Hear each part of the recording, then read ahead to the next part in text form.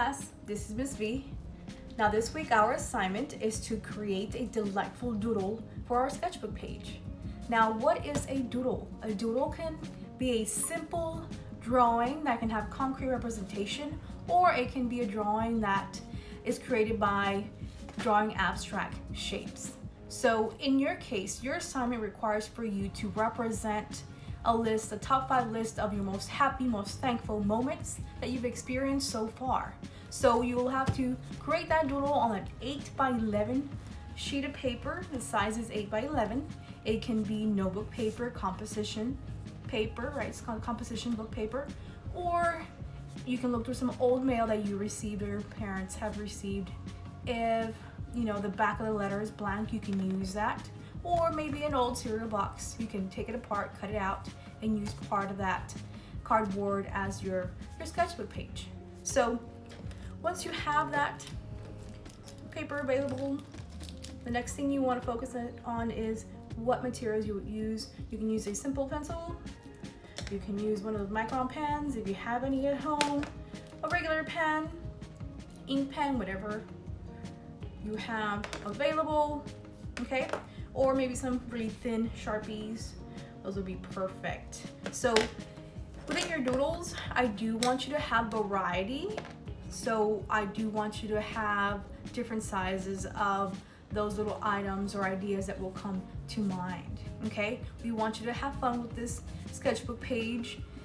Come up with different items or things that are linked to your list, right? Or whatever topic you're starting off from, those 5 lists, and build from there, okay? If you run out of ideas, you don't know what else to add, then we want you to focus the items that you created already and use repetition, repeat those same items, have different sizes, okay? Make sure that you don't have all just extremely large drawings. Be playful with it, fill in that space, don't leave gaps between your drawings, okay? I know some of you might have watched that Mr. Doodle video that I attached to the post earlier today. Okay, so in this video, I'm going to show you how you can get started using your list of 5, your drawing paper, right, and your materials. Let's get started. Here's my sketchbook. In my sketchbook, I doodle, I paint. I'm inspired by some quotes. I practice. I use picture references of different places I've visited, and I recreate the picture through ink and watercolor in my sketchbook. So I have a few practices here and there in my sketchbook. That's what it's for, right? To record your practices. So on a new page, which is here, I've created my list. In this list, I have my top 5 experiences that I'm most happy with, experiences that I'm thankful for. And number 1 is movies with friends and family. Number 2 is home cooked meals. Number 3, spending time with my nephew. 4, making art. 5, online shopping. I can do some grocery shopping online, purchase clothing or home items. I need to make sure that I continue to stay safe. So on one section I have my list. Based on this list, I'm going to create a doodle on my sketchbook page. In the sketchbook page, I will start off with the most important of my experiences, from the movies to movies with friends and family, spending time with my nephew, cooking, online shopping. I would say for me the most important of all is spending time with my nephew. My nephew's name is Christian, so as you can see here, I started already the letter C to represent his name. He enjoys spending time with me now that he's at home after he finishes his schoolwork online because he is 7 years old. The letter C.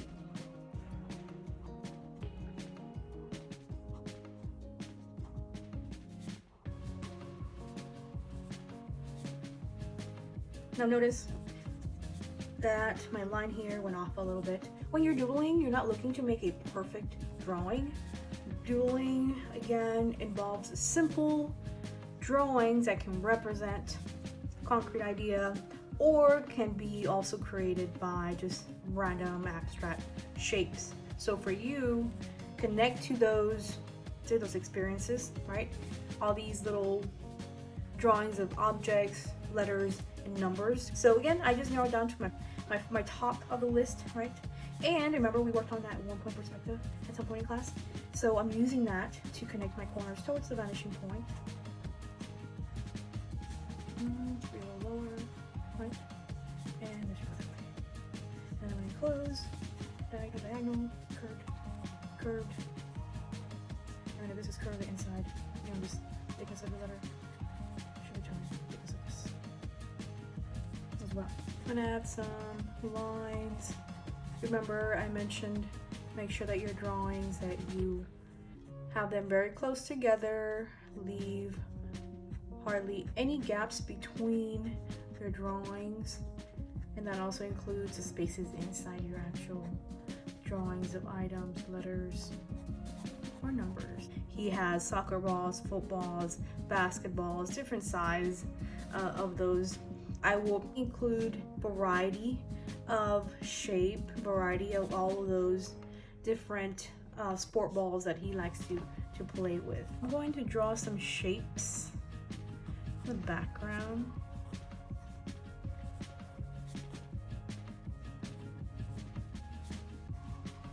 And then I'm going to draw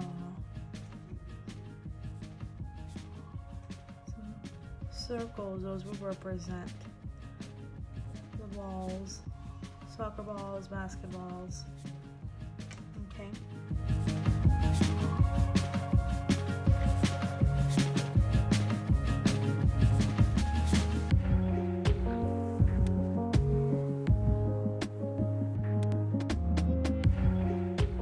Have you noticed where I placed the letter C on this sketchbook page?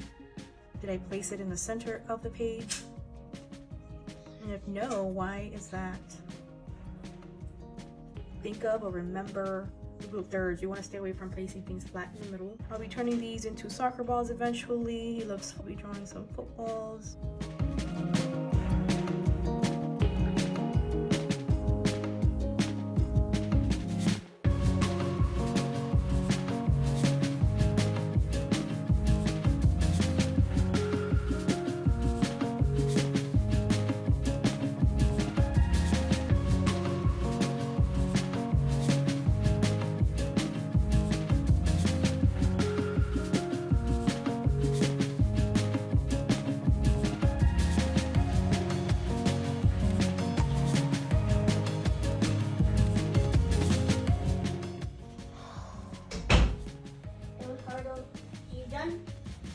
You're done almost? No, not yet. You're so good, Bob. You get to do that and you're done already. You have to be done already.